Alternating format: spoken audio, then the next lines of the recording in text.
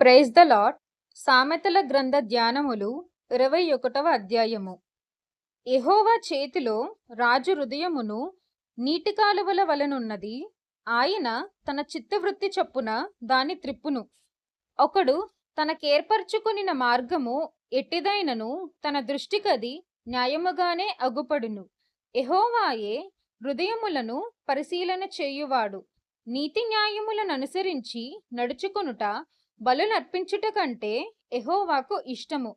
అహంకార దృష్టియు గర్వ హృదయమును భక్తిహీనుల క్షేమమును పాపయుక్తములు. శ్రద్ధగల వారి యోచనలు లాభకరములు. తాలిమి లేక పనిచేయువానికి నష్టమే ప్రాప్తించును.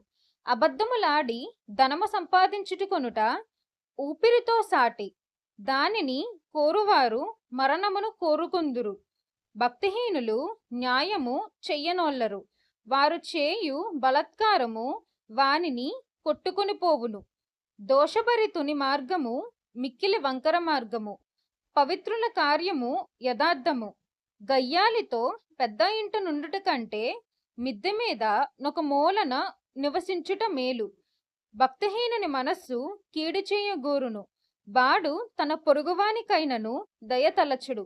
అపహాసకుడు దండింపబడుట చూచి జ్ఞానము లేనివాడు జ్ఞానము పొందును. జ్ఞానము గలవాడు ఉపదేశము వలన తెలివి నొందును. నీతిమంతుడనైన వాడు భక్తిహీనుని ఇల్లు ఏమైనదని కనిపెట్టును. భక్తిహీనులను ఆయన నాశనములో కూల్చును. దరిద్రుల మొర వినక చెవి మూసుకునివాడు తాను మొరపెట్టునప్పుడు అంగీకరింపబడడు. చాటున ఇచ్చిన బహుమానము కోపమును చల్లార్చును. ఒడిలో నుంచబడిన కానుక మహాక్రోధమును శాంతిపరచును. న్యాయమైన క్రియలు చేయుట నీతిమంతునికి సంతోషకరము. పాపము చేయువారికి అది భయంకరము. వివేక మార్గము విడిచి తిరుగువాడు ప్రేతుల గుంపులో కాపురముండును. సుఖభోగముల యందు వాంఛగల వానికి లేమి కలుగును. ద్రాక్షారసమును నూనెయు వాంఛించు వానికి ఐశ్వర్యము కలగదు. నీతిమంతుని కొరకు భక్తిహీనులు ప్రాయశ్చిత్తములగుదురు. యథార్థవంతులకు ప్రతిగా విశ్వాసఘాతకులు కూలుదురు.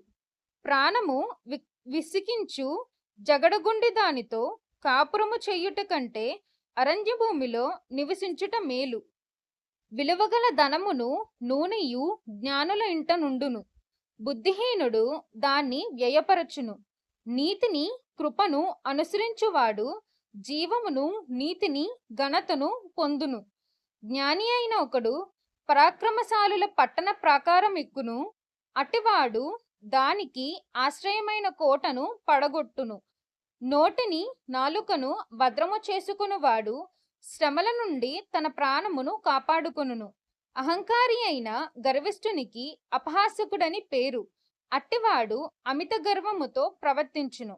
సోమరి వాని చేతులు పనిచేయనోల్లవు. వాని ఇచ్చ వాని చంపును. దినమల్లా ఆశలు పుట్టుచుండును. నీతిమంతుడు వెనుకతీయక ఇచ్చుచుండును. భక్తిహీనులు అర్పించు బలులు హేయములు. దురాలోచనతో అర్పించిన ఎడల అవి మరీ హేయములు. కుటసాక్షి నశించును. విని మాటలాడువాడు సత్యము పలుకును.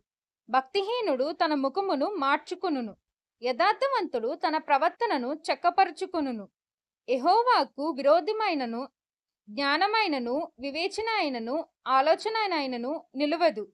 యుద్ధ దినమునకు గుర్రములను ఆయత్తపరచుటకద్దు గాని రక్షణ యెహోవా ఆధీనము. ఈ వాక్యము దేవుడు దీవించునుగాక. ఆమేన్.